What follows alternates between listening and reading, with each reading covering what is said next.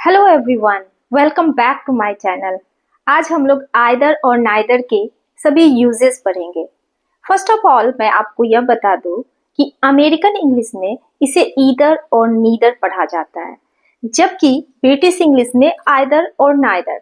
तो आप कंफ्यूज मत होना, आप जैसे भी चाहो वैसे प्रोनाउंस कर सकते हो, दोनों करेक्ट है। तो चलिए शुरू करते हैं। तो सबसे पहले हम आइदर के बारे में पढ़ेंगे। Use of either. आइदर की मीनिंग होती है वन ऑफ टू, मीन्स दो में से एक। आइदर को तीन तरह से यूज किया जाता है। फर्स्ट यूज ऑफ आइदर क्या है? भी के सेंस में। जैसे ऑल्सो का यूज सेंटेंस में भी के लिए किया जाता है, उसी तरह आइदर का यूज भी किया जाता है। बट वन डिफरेंस है, ऑल्सो का यूज पॉजिटिव सेंटेंस के लिए किया जाता है, जबकि आइदर का यूज नेगेटिव सेंटेंस में किया जाता है। जैसे कुछ सेंटेंसेस से मैं बता रही हूं, मैंने भी उसे कॉल नहीं किया। I didn't call her either. अगर इसमें ऑल्सो का यूज कर देते हैं इस सेंटेंस में तो सेंटेंस गलत हो जाता है। नेगेटिव सेंटेंस में कभी भी ऑल्सो का यूज नहीं करेंगे, पॉजिटिव के लिए सिर्फ किया जाता है। और कुछ एग्जाम्पल लेते हैं। मुझे भी चाय पसंद नहीं है। I don't like T either. तो इस तरह से हम भी के सेंस में आइदर का यूज करते हैं। सेकेंड यूज ऑफ आइदर, इसमें आइदर के साथ और का यूज करते हैं और मीनिंग आता है वन ऑफ टू, इन हिंदी दो में से एक। फॉर एग्जाम्पल, तुम चाय और कॉफी में से कुछ भी चूज कर सकते हो। You can choose either T और coffee.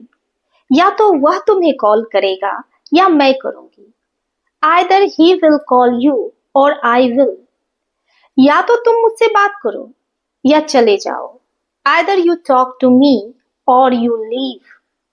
Third use of either, इसमें either के साथ और का यूज तो नहीं होता है, बट मीनिंग जो होता है वो सेम ही आता है, वन ऑफ टू, यानी दो में से एक। फॉर एग्जाम्पल, दो लड़कों में से एक चोर है।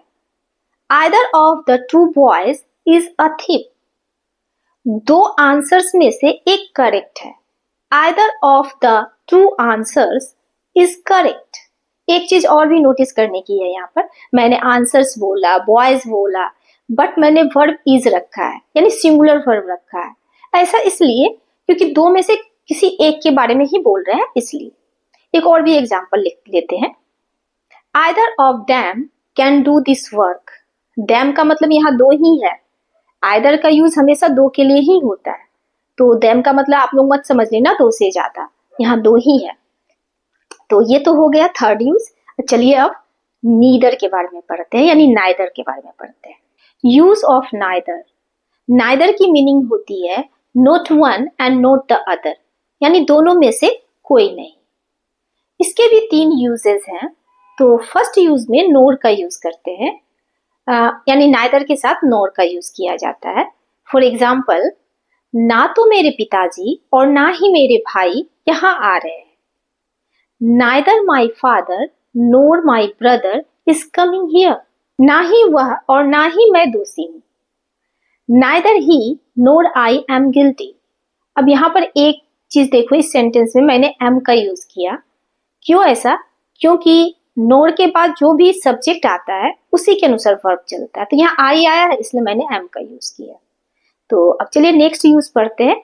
तो नेक्स्ट यूज में जो नाइदर के होते हैं उसमें मीनिंग सेम ही आता है, यानी दो में से कोई एक, बट उसमें नोर का यूज नहीं होता है। चलिए कुछ एग्जाम्पल से समझते हैं। उन दो लड़कों में से कोई भी चोर नहीं है। Neither of the two boys is a thief. उन दो आंसर्स में से कोई भी करेक्ट नहीं है। Neither of the two answers is correct. ये तो सेकेंड यूज था। अब चलिए थर्ड यूज पढ़ते हैं।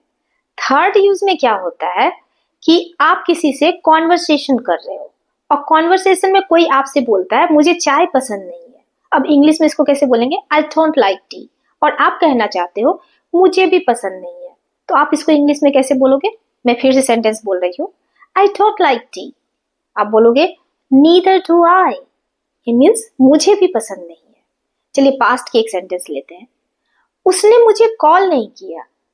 ही डिडंट कॉल मी। आप बोलोगे मैंने भी नहीं किया। Neither did I. मैंने डिड का यूज यहाँ पे इसलिए किया क्योंकि ये सेंटेंस पास्ट में था। तो इस तरह से हम नीदर का यूज करते हैं। तो ये हो गया नाइदर के तीनों यूजेस। मैंने आइदर और नाइदर के दोनों के सभी यूजेस बता दिए हैं। तो आई होप आपको ये वीडियो पसंद आया हो, तो सब्सक्राइब करना ना भूले। तो नेक्स्ट वीडियो में मिलते हैं। Till then bye.